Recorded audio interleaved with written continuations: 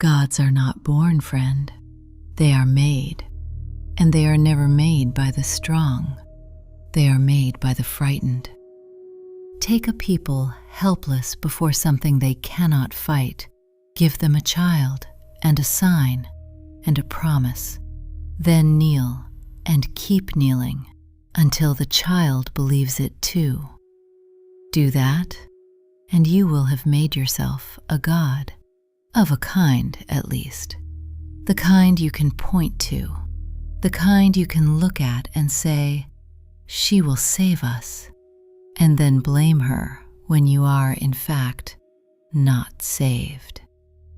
That is not what happened to Kelkaya of the Oba commune. So pray you never meet what your worship grew into. Sit. Mind the splinters on that stool, fitting for this one. Tonight's tale grew in a forest, and forests keep their secrets close. You asked to know about Rajaat's closest champion, the only one he might possibly even confide in. Well, as with the others, there isn't much. Scraps of parchment and hunters' songs, and the things her own worshippers still chant without knowing what they mean. Where the bark's grown over the truth, I'll say so, but as a barkeep, embellishment is my stock and trade. But this one, I think, is sadder than most, because most of Rajaat's monsters chose the knife. This one had the knife pressed into her hand before she could hold it. So, the girl who was a goddess before she was a person, Kelkaya, who became Lalali-Puy, the Aarakocra Scourge, the Oba of Gulg.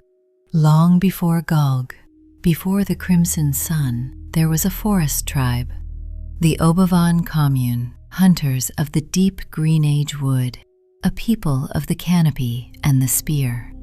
And they lived in terror of one thing above all others, not the beasts of the wood, not the neighboring clans, the sky.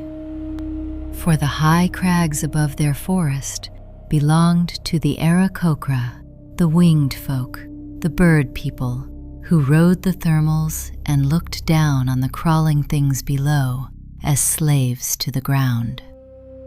And when the hunting was lean up in the cold peaks, the Aarakocra came down. They came out of the sun where no spear could reach them, and they took what they wanted: grain, game, and sometimes the children. A hunter can face a lion. A hunter can face another hunter. But how do you fight a thing that falls out of the light itself and is gone before your spear leaves your hand? You don't. You only grieve. And you teach your children to fear the open sky. That was the wound of an entire people, carried for generations before Kelkaya was ever born. And a people that frightened, that helpless, that hungry for a savior, such a people will do a dangerous thing. They will go looking for a god. So when a certain child was born, her mother, a keeper of the tribe's sacred grove, gave her people the sign they had been praying for. She would never name the girl's father. There was no father, she said. The child had been conceived by the spirits of the grove itself, quickened by the green and the growing things, sent to the tribe as their deliverer. Now, whether the mother believed that, or whether she simply had an ordinary woman's reasons to hide an ordinary man's name and found that a holy story served her better, no tablet will ever tell us. But it worked. A child with no father but the forest, born, the shaman swore, beneath an omen, a hawk falling dead from a clear sky. Such a child was not a girl. She was a goddess. The deliverer, born at last, who would grow up and lift the terror from the sky forever. Understand what that did to her, because it is a quieter, stranger cruelty than any raider's blade. Kelkaya was never allowed to be a child. She was an idol. From the moment she could see, she saw her own people kneeling to her. She was never told no, never scolded, never corrected, only worshipped as a savior. Every word she babbled was taken as prophecy. They loved her so desperately that they forgot to let her be a person. And into the hollow that adoration carved, they poured a single purpose over and over. You are our God, and one day you will destroy the winged ones who take our children. But she was not only an idol, not yet. For all their kneeling, she still had the one thing that makes a person a person. She still had a family who loved her, the girl, and not just the god. And there was a small, ordinary, precious happiness in her childhood that the songs still remember. She had a garden. Behind her family's dwelling, in the green heart of the village, there was a plot of sacred flowers, blooms the tribe held holy, tended by her family's own hands across generations. And this was Kelkaya's one true joy, not the worship, not the prophecy, but kneeling in the warm earth beside her mother and her little brother, planting and tending and coaxing beauty out of the ground. In that garden she was not a goddess, she was just a girl with dirt on her hands and her mother laughing beside her and her brother underfoot. It may have been the only place she was ever truly herself. And it was there, on an ordinary bright afternoon, that the world broke. Her mother asked her a small thing, to run inside and fetch a certain vial of special seeds so they might plant a new row together. Nothing, an errand a child does 100 times. So Kelkaya rose and left the garden and went into the dwelling to find the seeds. And while she was inside, she heard the screaming. She ran back out into the light just in time to see it. The Aarakocra had come down out of the sun, silent and sudden, the way they always came. And they were already rising again, wings beating hard against the sky, carrying her mother and her small brother up and away into the blue. Taken, prey, to be borne off to the high crags and consumed. She screamed up at them. She was a child. She had no wings, no spear that could reach, no power at all. She could only stand in her garden among the sacred flowers and watch the sky swallow her whole world and grow smaller and vanish. Here is the splinter that never came out. Had she not gone inside for the seeds, had she stayed those few moments longer in the garden, the raiders would have taken her too. Going indoors saved her life. But Kelkaya did not understand it as luck or mercy. She had been told since birth that she was a goddess, the chosen deliverer, the one who would lift the terror from the sky. And on the day the terror came for her own mother, her own brother, she had her back turned. She was fetching seeds. The god was not watching. And so, in the only logic a worshipped child could reach, she became certain of one terrible thing, that if she had only been present, if the goddess had been where she was supposed to be, she could have saved them. What was left, kneeling in that ruined garden, was not a simple hatred. It was something far stranger and far more dangerous. A survivor who believed her survival was a failure. A god convinced she had failed the only test that ever mattered. And beneath it all, cold and patient and bottomless, rage at the winged things that fall out of the sky and take what you love while your back is turned. She was ripe. She had been ripening since she was a little girl with dirt on her hands.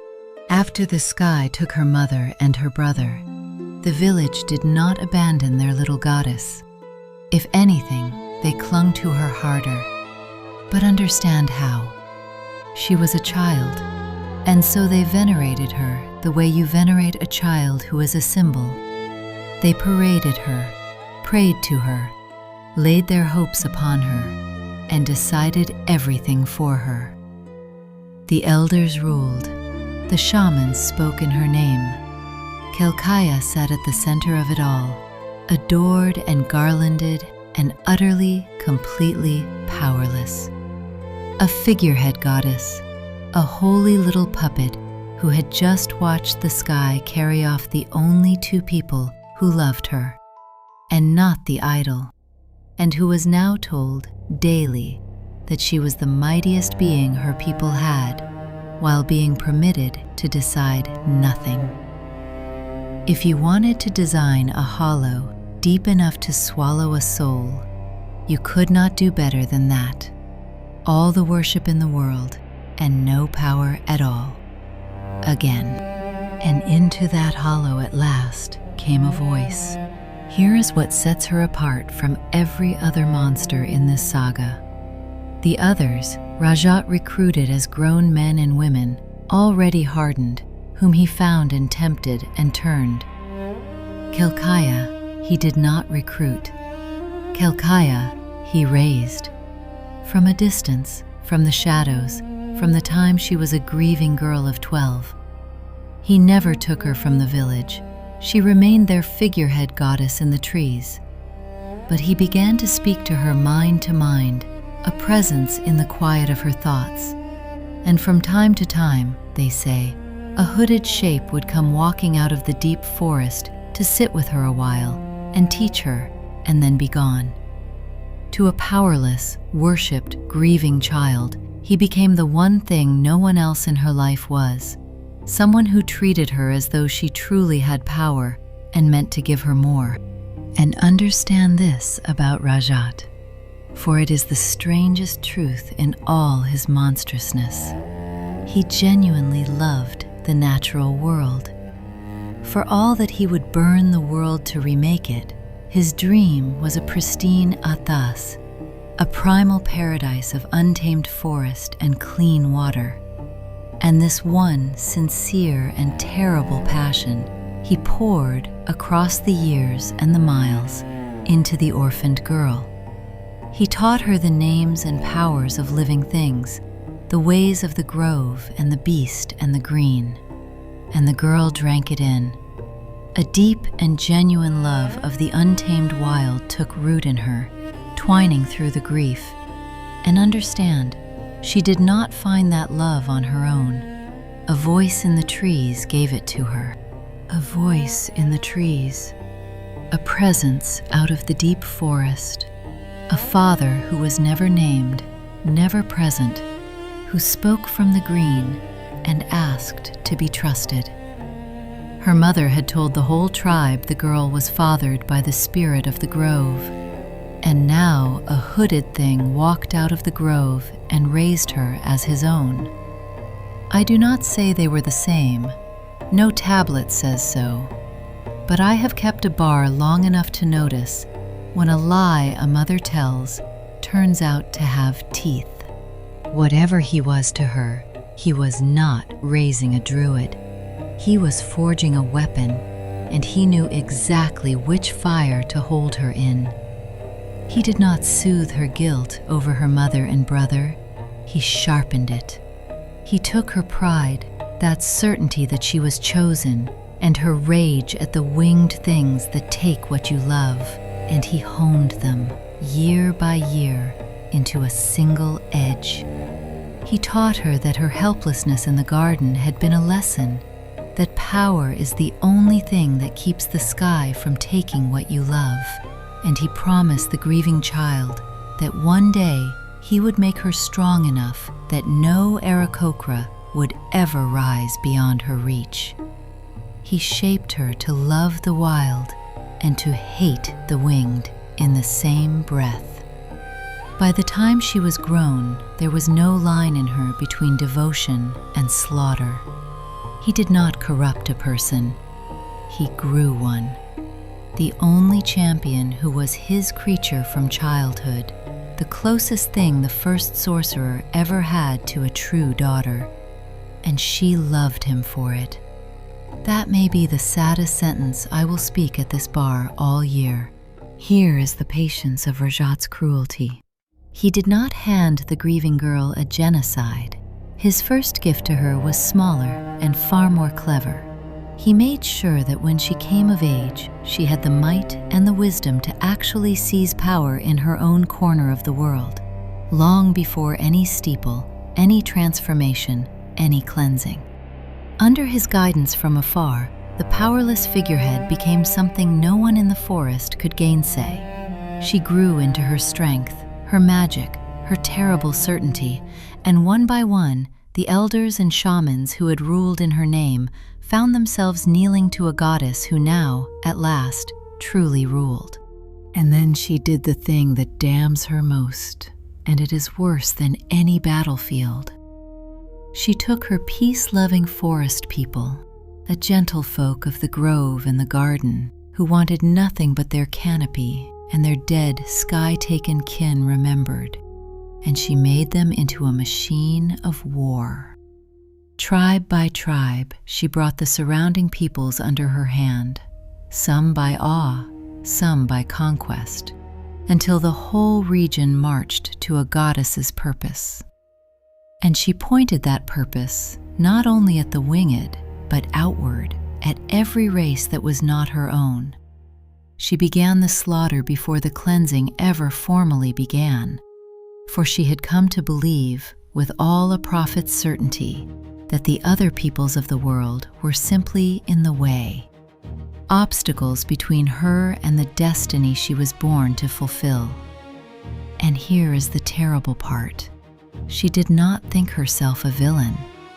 She deceived her own people, yes, but first she deceived herself. She believed she was acting for the greater good. That is the most dangerous monster there is, the one who is certain she is the hero. But before we go a step further, I owe you the truth about the winged folk, because Kelkaya never told it, and it is the black heart of this whole tale.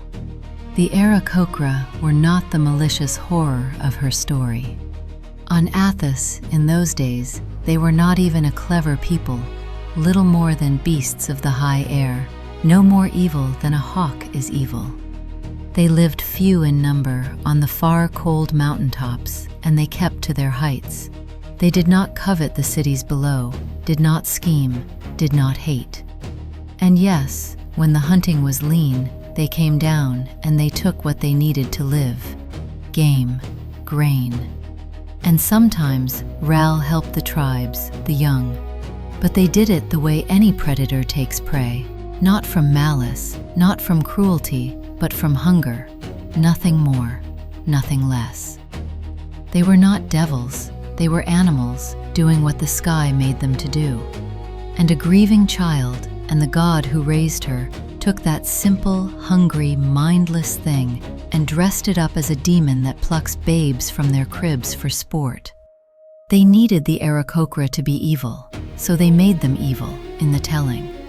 And then they taught a whole people to believe the lie and to kill for it. So came the first war.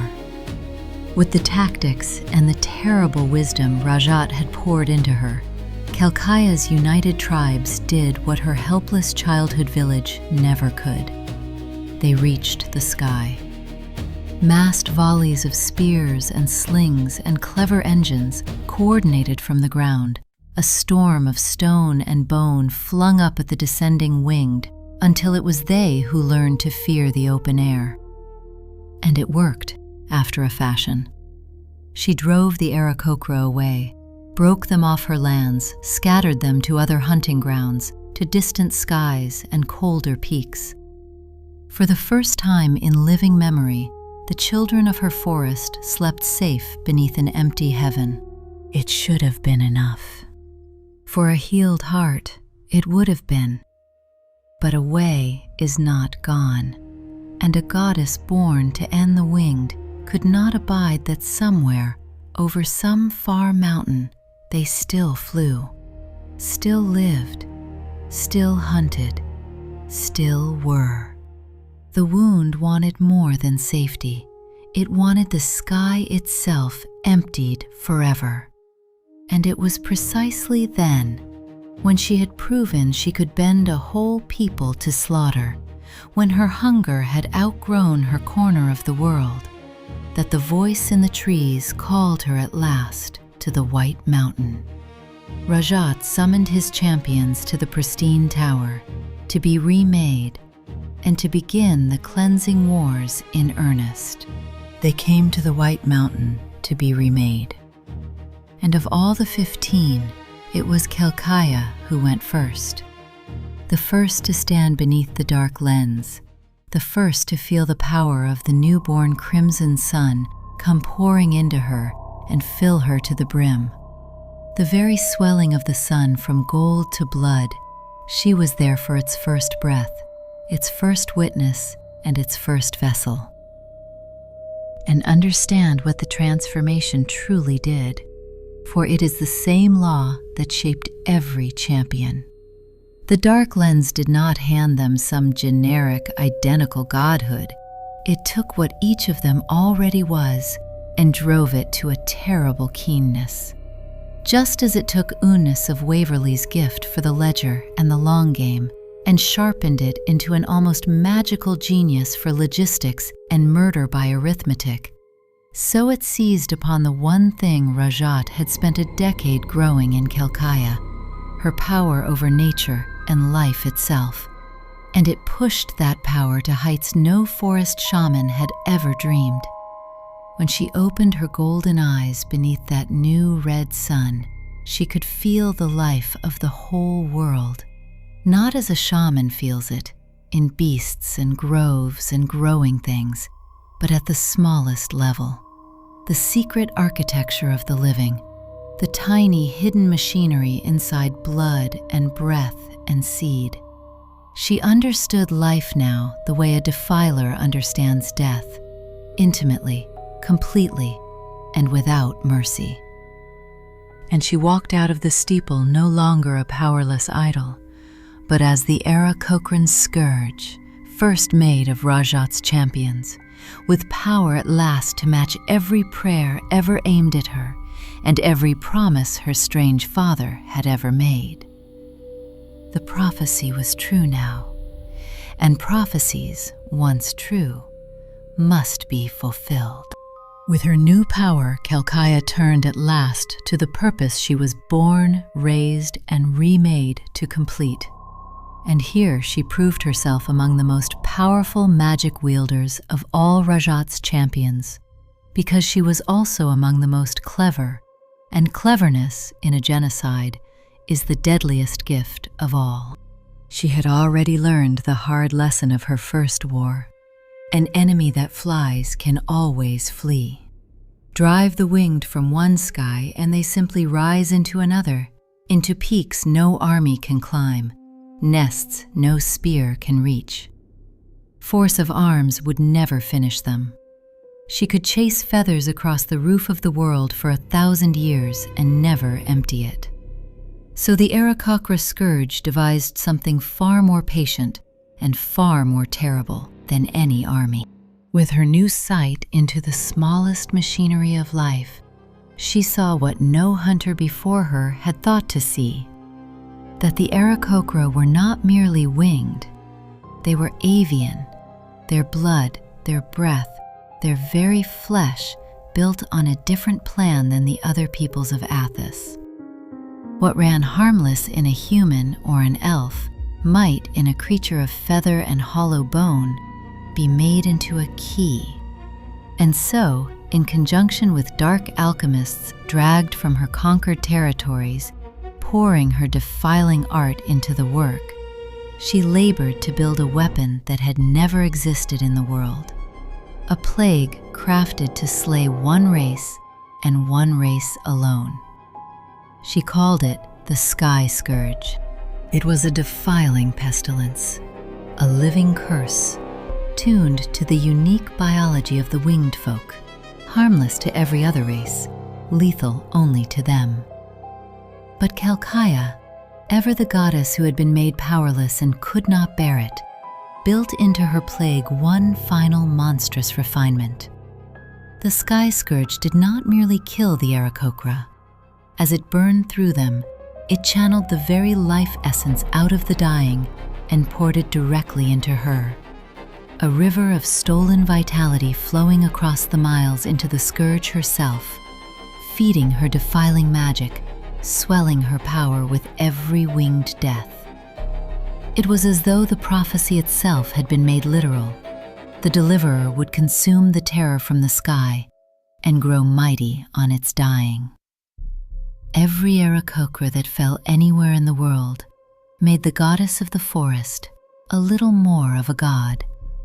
This is how the 11th champion, who began as the weakest kind of thing, a powerless worshipped child, rose to stand among the mightiest magicians Rajaat ever made. She ate a race and wore its life like a crown. And still it was not enough to finish them. The Skyscourge scoured the winged from the warm skies of the tablelands. It emptied the low crags. It rained dying feathers across an age. But a remnant endured in the highest and remotest and coldest nests, in the white mountains where even a plague on the wind grows thin. A scattered, diminished, shivering few who carried just enough resistance, or just enough distance, to outlast the plague on the wind. She broke a race almost to nothing and grew godlike on the eating of it. And still, over the farthest white peaks, a few winged shapes yet rode a wind she could not empty. Free and out of reach. The one mandate the living goddess had not yet fulfilled. And through it all, Rajaat smiled. He watched his adopted daughter, the grieving girl he had raised from a ruined garden, rise into one of the most powerful beings his dark lens ever forged. And he was, in whatever cold way such a creature can be, proud. The weapon had exceeded its design, but as history tells, the accordance between Rajaat and his war criminals would not last. The conspiracy began with the one champion cunning enough to suspect the truth and patient enough to prove it, Dragoth, the Ravager of Giants. For centuries, Dragoth had suspected Rajaat's true motive, that the First Sorcerer's dream of a cleansed world had no place in it for the ones doing the cleansing. But suspicion is not proof, and Rajaat was the First Sorcerer. His mind was a fortress no power on Athas could breach undetected, not even Dragoth's. To reach into those thoughts and be caught was to die, so the Ravager of Giants did the one thing his monstrous patience allowed. He watched, for a very long time, for a single crack in the wall. And when he found it, it was in the last place anyone would have thought to look. It was in the presence of the adopted daughter. For Rajaat trusted no one in all the world, save perhaps the child he had raised from a ruined garden. And around Kelkaya, and only around Kelkaya, the First Sorcerer was at ease. The eternal vigilance of that terrible mind relaxed by the faintest degree in the company of the one being he loved. His defenses dipped, a hair's breadth, a hairline gap, whenever his daughter was near. It was the only weakness Rajaat ever showed. The moment came during a private audience, Kelkaya reporting to her father on the glorious progress of the Skyscourge, the two of them together, Rajaat as comfortable and as proud as he ever let himself be. And Dragoth, lurking near, felt the great mind soften and slipped through the gap undetected at last. In an instant, he saw all of it, the whole terrible design, naked and complete. That when the lesser races were gone, Rajaat meant to sweep away the humans as well. Every champion, every Templar, every human soul on Athas, and hand the scoured world back to the halflings of the Blue Age. The suspicion of centuries confirmed in a heartbeat.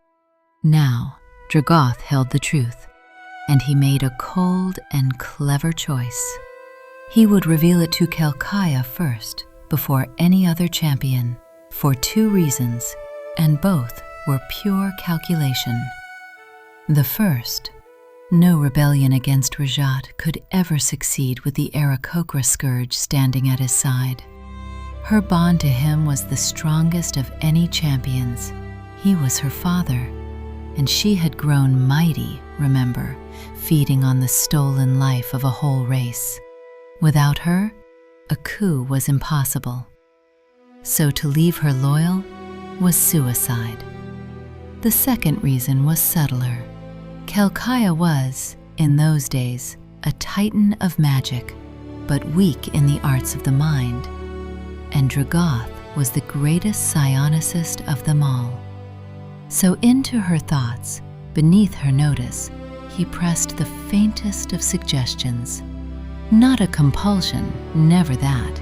He could not have bent the will of a being so strong, and did not try.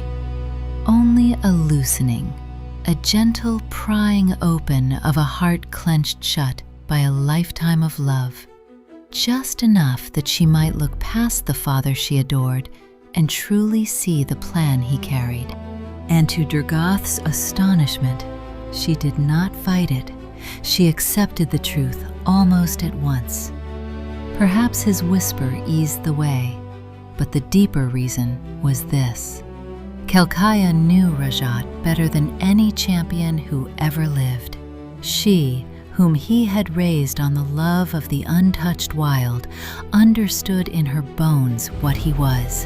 A Pyrene, one of the world's mysterious druidic guardians whose every desire was to return Athas to its original pristine state, the green paradise as it had been before the newer races ever walked it. And that paradise had never, ever had a place for humankind. The humans were as much a stain upon his perfect world as the orcs or the gnomes or the winged folk she had devoured. She had always, secretly, known it. For a time, and this is the part that breaks the heart, she had hoped against hope for a dispensation. That for the humans who had waged his war, who had bled and burned and cleansed the world on his behalf, her father might carve out one exception. That the new world might be shared, his beloved halflings and the loyal human children who had served him. But in her heart, she had always known the truth of what a Pyrene is. A Pyrene does not compromise his paradise. There would be no exception. There would be no mercy. The father who had promised a frightened girl he would make her strong enough that the sky could never again take what she loved, was himself the sky, and had always been, and meant to take everything. Her people, her race, the whole crawling world, to feed a dream of a blue sun. And in that moment, the last hope dead, the plan to overthrow Rajaat was born. So mark how she came to it, for it is unlike any other champion. The rest turned on Rajaat as a tyrant, in fear or fury or ambition. Kelkaya turned on him as a daughter, grieving the father even as she resolved to destroy him, mourning him before he had even fallen. She had lost a mother and a brother to the sky once.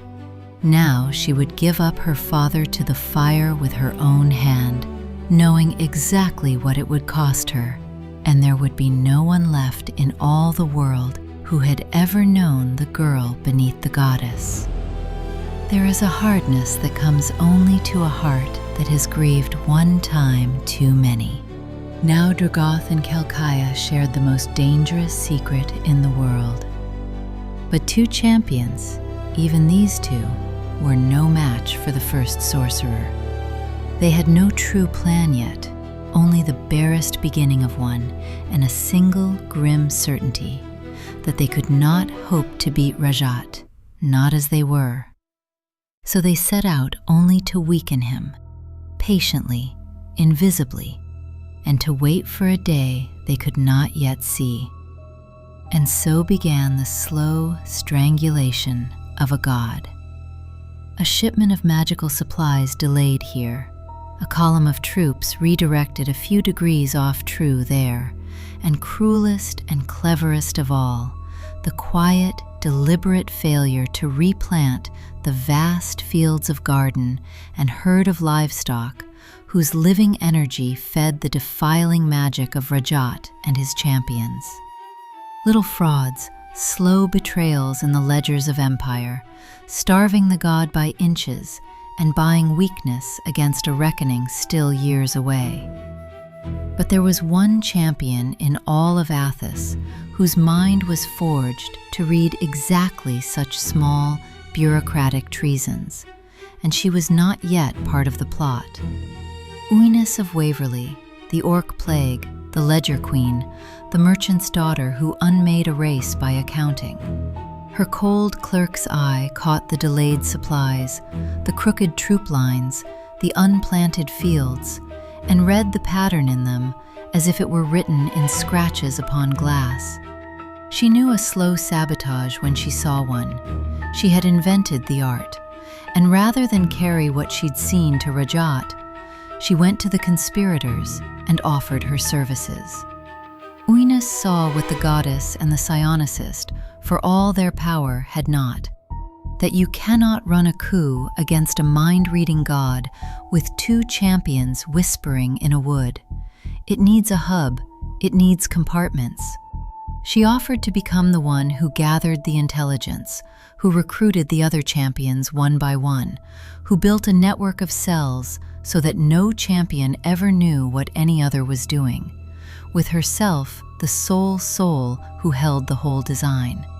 And she offered the one grim proof of her sincerity that no other could, that she alone was willing to end her own life the instant she was discovered, rather than let Rajaat tear the plan from her dying thoughts. They did not simply take her word. A brief, deep mental interrogation, the master psionicist and the goddess sifting the Ledger Queen's very soul for the taste of a lie. And they found only truth. So the third member of the coup was brought in, and Uynus, seizing command of the shadows as though she had been born for exactly this, gave her first and only order. They were never to speak to one another of this matter again. Each would proceed alone with their own preparations to bring Rajaat down, and report their progress to her by a single coded signal when the red moon dark hangs black over the wastes. She would recruit the rest and coordinate them all and hold the silence. They nodded. Not one more word was spoken between them, and the three monsters dispersed into the dark, and the great silence was born, there, between a goddess, a psionicist, and a Ledger Queen. And Kelkaya's own task in the grand design was simple, and it was the most intimate murder weapon that could be conceived. Rajaat had to be broken in body and mind both if 15 champions were ever to pull him down. So she used the very skill her father had taught her, the mastery of life at its smallest level, the art she had perfected upon the Aarakocra, and she turned it upon him. She made a phage, a living curse of corruption, fine-tuned to Rajaat and to Rajaat alone. It would lie utterly dormant within him, silent, invisible, undetectable even by the senses of the First Sorcerer, until the day he swallowed a single, specific catalyst. And then it would bloom.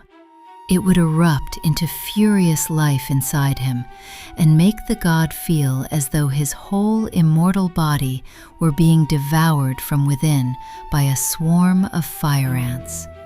a torment to shatter his focus, crack his fortress mind, and bring the mightiest being ever to walk Athas for one crucial heartbeat to his knees. Time to perfection, the phage triggered at the chosen instant, and all 15 champions falling upon him as one. It just might be enough to kill a god. And mark the horror woven into it, for it is the black heart of her whole tale. The weapon she forged to destroy her father was made of the gift her father gave her. The love of life and the mastery of its smallest secrets, the one true inheritance from the only parent she had left, she reforged into the instrument of his undoing. He had taught her to do to the winged exactly what she now prepared to do to him. The daughter would murder the father with the father's own lessons. There is no crueler poetry in all the long tale of the Sorcerer Kings. But how that day itself unfolded. The hour the catalyst was given, how 15 monsters fell upon the maker of the world. No, friend, not tonight.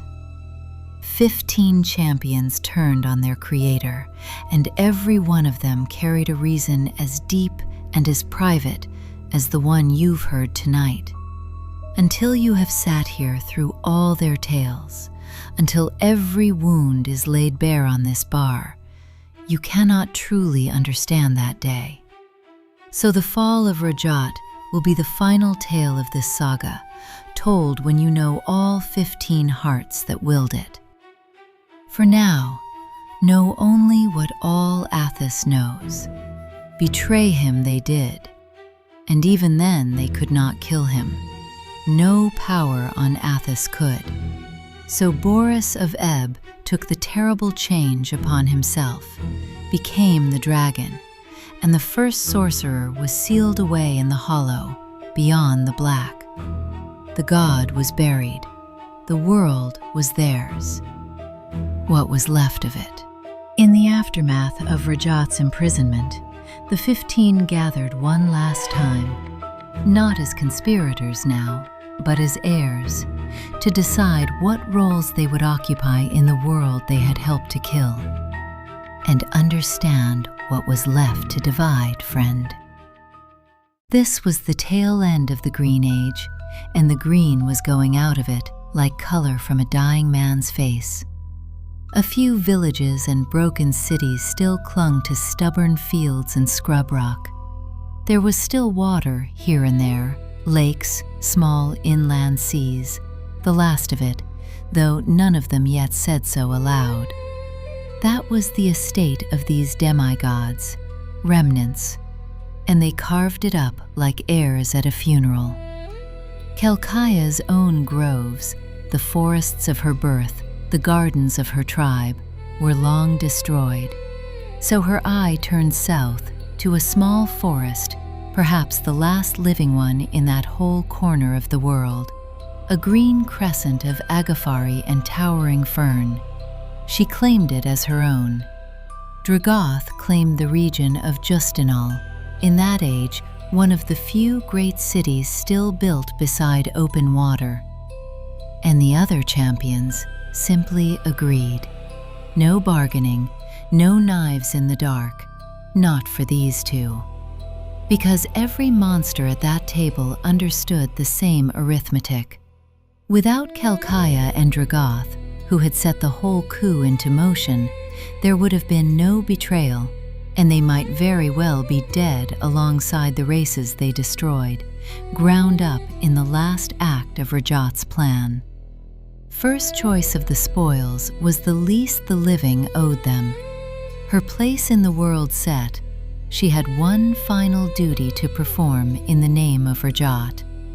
In her camp there hung a cage, and in the cage an Aarakocra, a prisoner she had been interrogating, trying to make the creature give up the roost paths of its last surviving kin. She walked to the cage. The creature looked down at her, and she looked up at it, and the hate in her golden eyes was clear. 12 centuries of it, the garden, the screaming, the sky. She raised her hand to strike and unlocked the cage door. Without a word, without one word, friend, the Aarakocra leapt into the sky and was gone.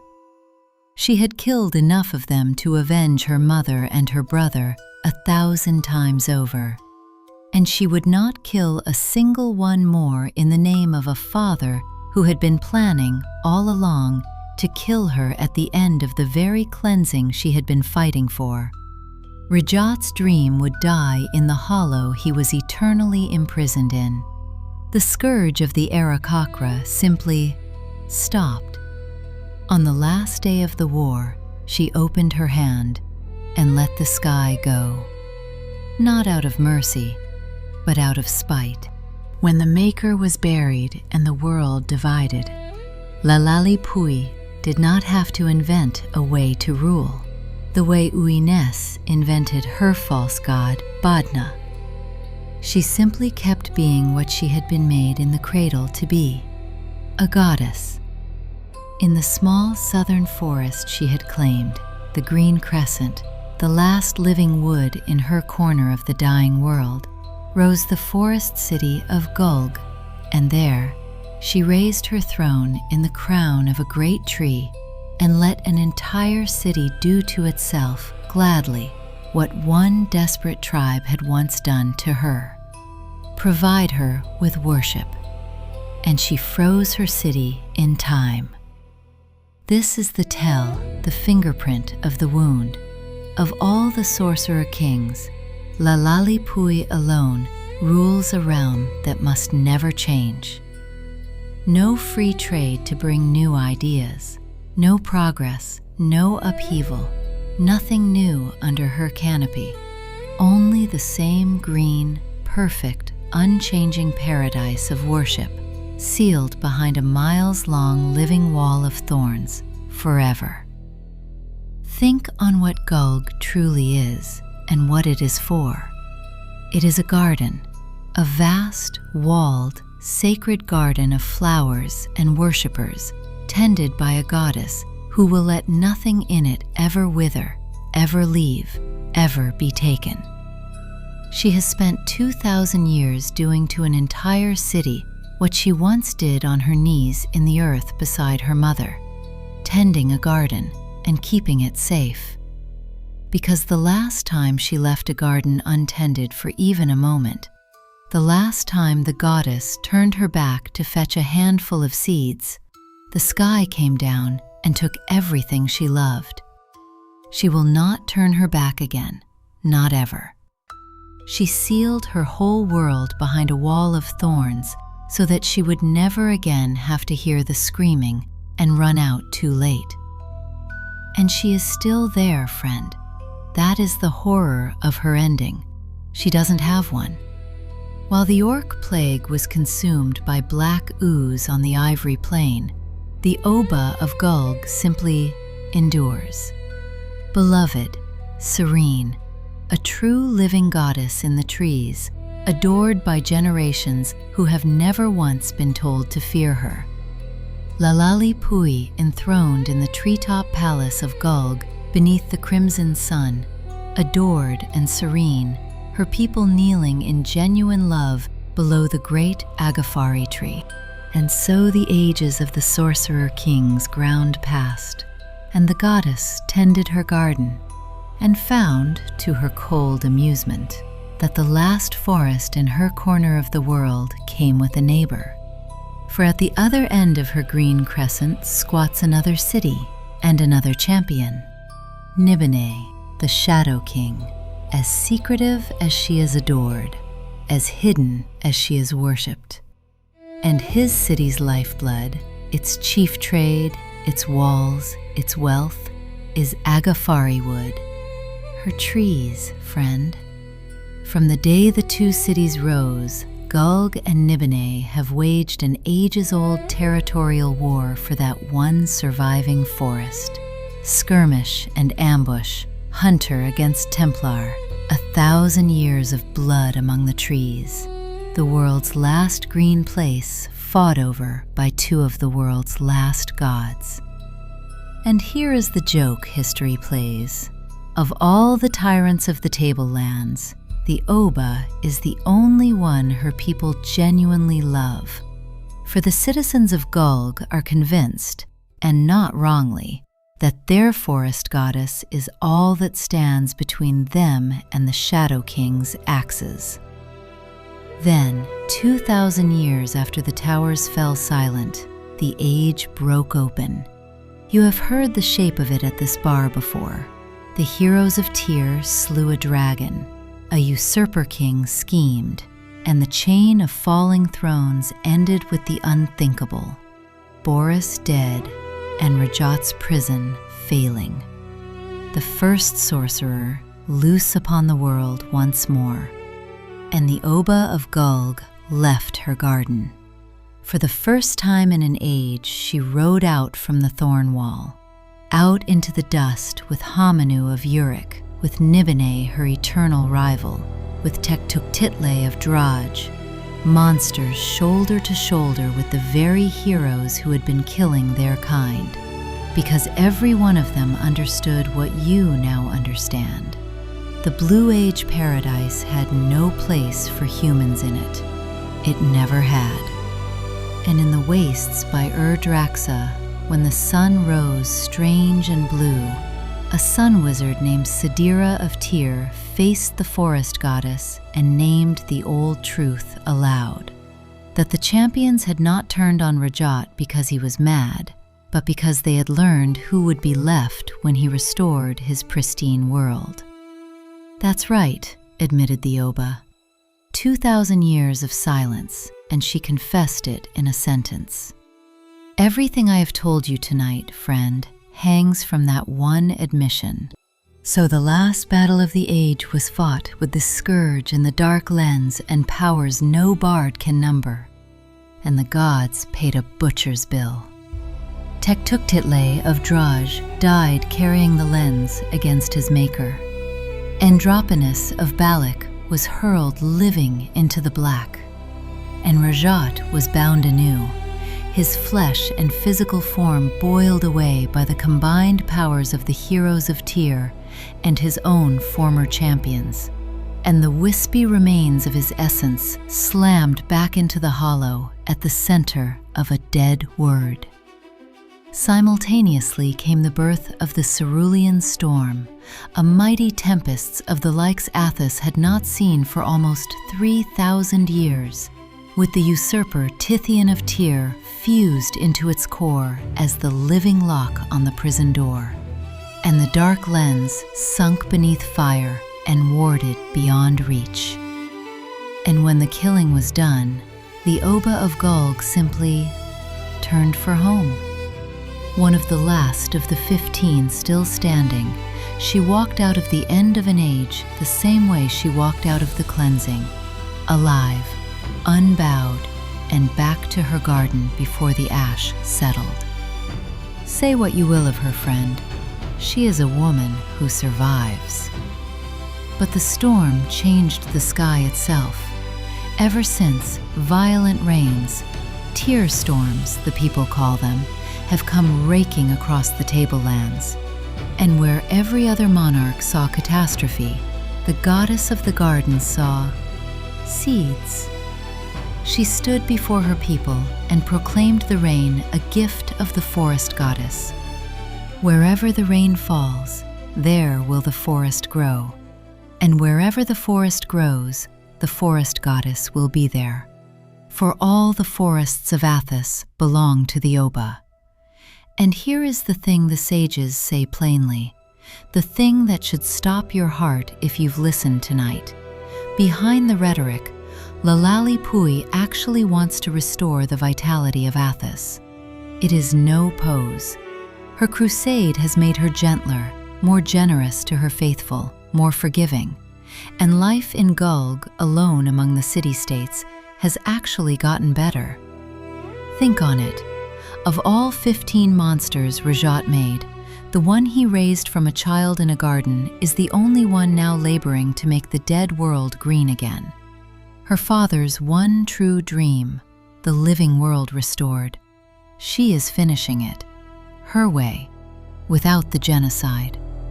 The Pyrene's daughter completing the Pyrene's work over his imprisoned and screaming objection. And for the future? Know two things, my friend. One, the beautiful young goddess her people adore is an illusion. She never appears in public without it, for behind that lovely mask, the Oba has been quietly climbing the terrible ladder of the dragon transformation, already far along it.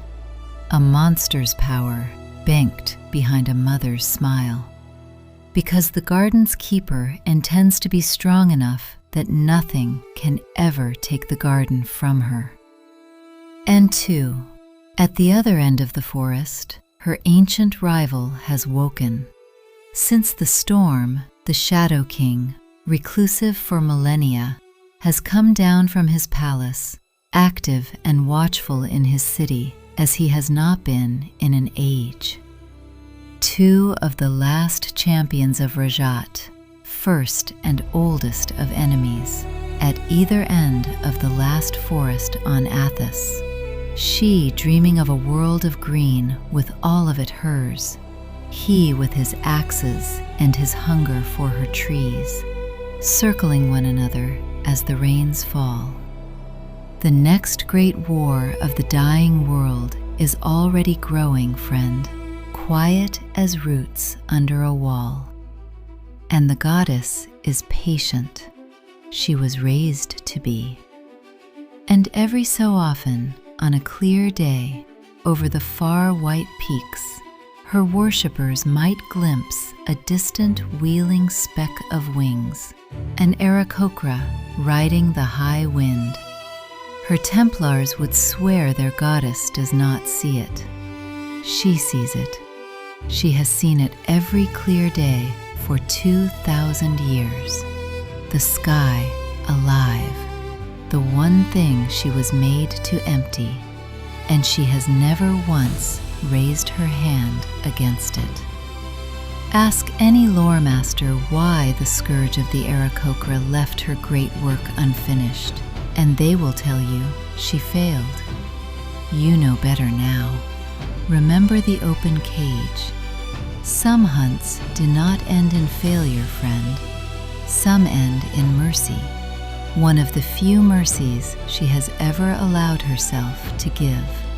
An act of spite dressed as kindness. To renounce a father who used her as a tool and then planned to bury her beneath the burning sands. So raise a mug of broy to the goddess of Gulg, the child who was never a child, made into a monster, not by a blade, but by love, by a frightened people who needed a god so badly they forgot to raise a person. Remember her the next time you envy someone worshipped. Some idols are built on something empty, and some hollows never, ever fill. 12 to go, and each one worse or sadder than the last. The butcher of dwarves and the dragon he became, the god king who fed a city to his own vanity, the one who reversed the curse and became something good. I'll be here, behind the bar, telling everyone. So follow and subscribe to the Outland Tavern, and if you're ever in a green city that seems a little too perfect, a little too unchanging, a little too glad, take a knee, for she watches everything that happens in her precious wood. Until the sands bring you my way again, traveler.